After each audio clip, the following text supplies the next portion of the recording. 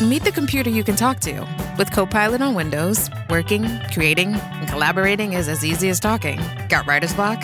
Share your screen with Copilot Vision to help spark inspiration, and use Copilot Voice to have a conversation and brainstorm ideas. Or maybe you need some tech help. With Copilot Vision, Copilot sees what you see. Let Copilot talk you through step-by-step guidance so you can master new apps, games, and skills faster. Try now at windows.com/Copilot. Oh, Hilton stay, your beds are soft and cozy. No lumpy couch, no stiff futon, no shower line at crack of dawn. Oh, Hilton stay. When you want holiday comfort you can count on, it matters where you stay. Enjoy comfortable rooms and friendly service when you stay with Hilton instead. Save up to 25% this season when you book with Hilton. Hilton for the stay. Terms apply. This episode is brought to you by Indeed. Stop waiting around for the perfect candidate. Instead, use Indeed sponsored jobs to find the right people with the right skills fast. It's a simple way to make sure your listing is the first candidates see. According to Indeed data, sponsored jobs have 4 times more applicants than non-sponsored jobs. So go build your dream team today with Indeed. Get a $75 sponsored job credit at Indeed.com/podcast. Terms and conditions apply.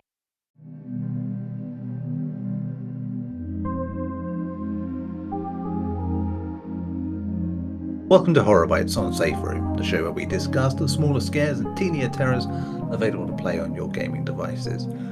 Every week we pick 1 or 2 bite-sized horror games and have a suitably short and sweet chat about them, or indeed like last week, maybe even interview devs of these games. I'm Neil Bolt, and riding or dying with me this week is, as ever, my co-host Jay Krieger. How you doing, Jay? Doing very well, man. Managed to pay my fare this week, so I'm excited to check this one out. Yes, indeed. Yeah, we have a jobs for the ghouls sort of thematic double bill this week in terms of Safe Room and Horror Bytes episodes. But before we get into that, of course, suppose you do like the sound of what we've played, you'd want to try it for yourself, right? Well, as you're a lucky sort, we will, of course, include a link to the game in the show notes. And if you enjoy that game, please consider supporting the developers by donating, wishlisting their future projects, or sharing the word, because it all helps to build the next generation of horror game developers. So for this week's pick, we accidentally touched month-old gum, attempt to sort of block out the infernal sound of tinny phone speakers, and try to discern where that smell of urine is coming from, as we endure the horrors of public transport from the driver's perspective. Yes, we are back into that subgenre I had just called the Jobs for the Ghouls, with Night Bus from Liquid Static Studio, which came out last year, but it sort of came onto my radar with this one. But as the name just sort of suggests, you play as a driver of a night bus, and you're out for your first night on the job. You're driving along a gloomy countryside road, admiring the scenery and picking up passengers along the way. You get to sit in a cozy booth accompanied by a little feline friend, and surely life could not be better. Obviously, it could be worse, and before you know it, things get creepy, as there are some passengers it turns out you shouldn't have along for the ride. So we do love a bit of workplace horror. We do cover it quite a lot, and this is a good one for that, I think. The simplicity of it is a bit sort of, I didn't expect it to be quite so straightforward, I suppose, with the driving, but then I kind of thought about it. Yeah, it makes sense. Like, you're given a set of rules to begin with, very sort of tongue-in-cheek sort of things like that. It's very much told, don't stop at this stop sort of thing. You go through the usual routine of like, okay, you do your job for a bit, do the routine of it, and then something happens, it escalates, and you start to see more and more things. So, yeah, it is a very sort of straightforward sort of game in that regard. And I suppose the problem for it is we have seen many games of its type, and I think you'll probably hear us discuss on the main episode this week. Yeah, I think that concept has been evolved a bit in the last few years as well, which is not to say this isn't worth checking out still. I do like how it sort of evokes that sort of idea of a nighttime job, the kind of things that people who work nights get to see and feel and hear, and like it captures the gaudy sort of decor of like a bus, like in so many ways. And yeah, it's quite scenic and atmospheric, I think, going along this very, sort of straightforward road. And yeah, the scares for what they are quite well executed. Like it's just sort of it's just what's going to happen. I think when you've played enough of these games, and I'm sure we're not the only ones who have played enough of these games to sort of know that at this point. But yeah, I can only say I enjoyed it for what it was. I do think, like I said, it's got the atmosphere right. But yeah, it just didn't quite like catch me in the same way a lot of them have, and I think it is just down to that sort of repetition at this point. Yeah, which is but yeah, the quality sort of holds out enough to make it an enjoyable sort of short run. How about you though? How did you find this one? Yeah, that's the thing with games such as Night Bus. I think for people like us that have clearly played a number of games that are very familiar to Night Bus, it's the type of thing where it's like, this is not going to be the type of game that probably lands the same as, somebody that maybe hasn't played, however, they haven't played 4 years of similar types of byte experiences to Night Bus. But that being said, I more or less assumed that was going to be the case with just from a cursory glance at Night Bus. Yeah. So I think my mindset was more along the lines of like, what is the quality of this experience like? Because, even for people like us, we can still appreciate the level of craftsmanship that went into creating Night Bus. So like, there are features of this that I think are, really well done, even if I've seen them before, but, we're unique in that sense, in that, we play however many number of games a week because it's like part of our job and stuff like that. So like for me, what I appreciated about Night Bus was the sort of late 90s, early 2000s time period. So it takes place in 1999 in New Zealand. And while the aspect of it being in New Zealand doesn't really come across because, there's nothing really unique about this world that kind of like captures that. But what I think it does capture is that time period's sort of like limited technology. You have a camera that lets you see when you're looking forwards through the bus's windshield, you can still see behind you, right? So that CCTV kind of camera of the back of the bus, and it provides multiple angles. Like that is one of the centerpieces of scares, and also in just like crafting tension.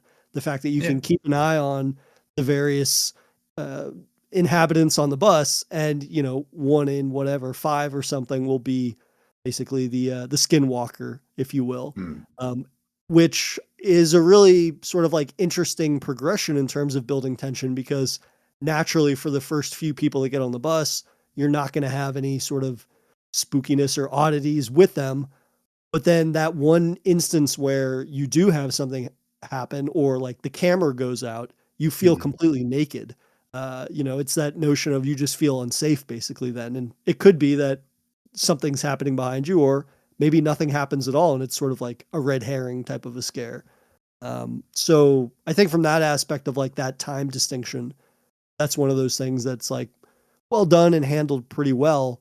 Along the way, the player themselves can have some like choice in it. It's like they can miss stops on purpose. If, they see something that they think is like, oh, well, I actually want to skip this. I think that might be a skinwalker for this reason or the other.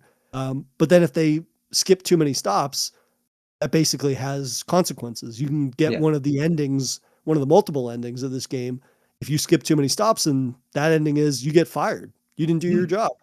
So all of a sudden you get kind of like the game over sooner than you thought. But I think little aspects like that go a long way in terms of kind of providing an experience that maybe is familiar, but at the same time, like it has multiple outcomes that can meet multiple play styles, or at least be reflective of player choice.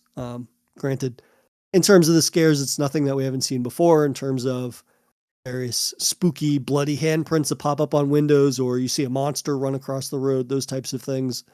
But when you're using a single location setting for your horror, which is a bus, it's pretty limited, right? So I don't really necessarily know how they could expand on that in a way that would work for it to be still this like horror bite styled experience. But I guess that kind of leads into something we don't have to talk a great deal about, but it does kind of reinforce this notion of going into a game like Night Bus that I think is so well produced, even if it is familiar. And that is, the developer's next game is going to be something that's, they're going from Night Bus to Night Plane.